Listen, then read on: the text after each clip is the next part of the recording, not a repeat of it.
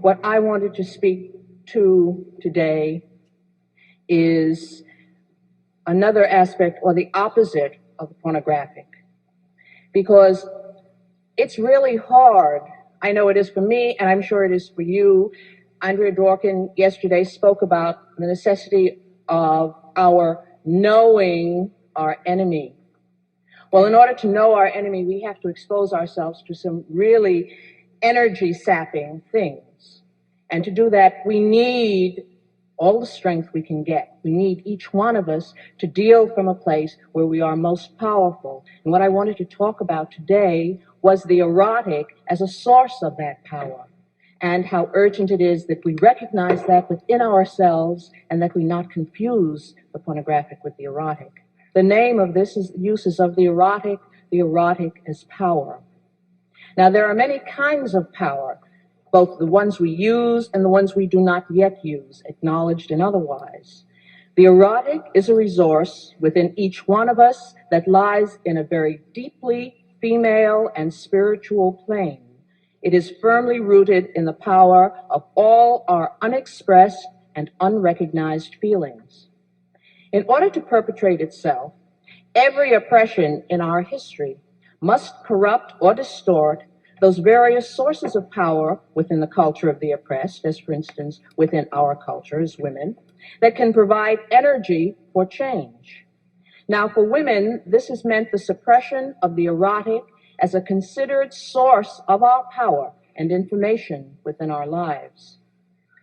We have been taught to suspect this resource. It has been vilified, abused, and devalued within Western society. On one hand, the superficially erotic has been encouraged as a sign of our inferiority. On the other hand, women have been made to suffer and to feel contemptible and suspect by virtue of its existence. So actually, it's a very short step from there to the very false belief that it is only by the suppression of the erotic within our lives and our consciousness that women can be truly strong. But that kind of strength is illusory. It is not real because it is fashioned within the context of a male model of power. As women, we have often come to distrust that power which rises from our deepest and non-rational knowledge, because, of course, we have been warned against it all our lives by a male world which values this depth of feeling enough to keep women around in order to exercise it in their service, but which fears this same depth too much to examine the possibilities of it within themselves. So, in this case, women are maintained at a distant and inferior position, psychically milked, much the same way that ants maintain colonies of aphids to provide a life-giving substance for the masters. But the erotic offers a well of replenishing and provocative force to any woman who does not fear its revelation, nor succumb to the belief that sensation is enough.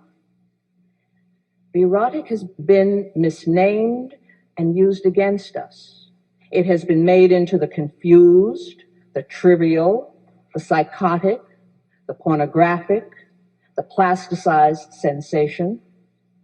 And for this reason, we have often turned away from the exploration and consideration of the erotic as a source of power and information. We have confused it with the opposite, the pornographic.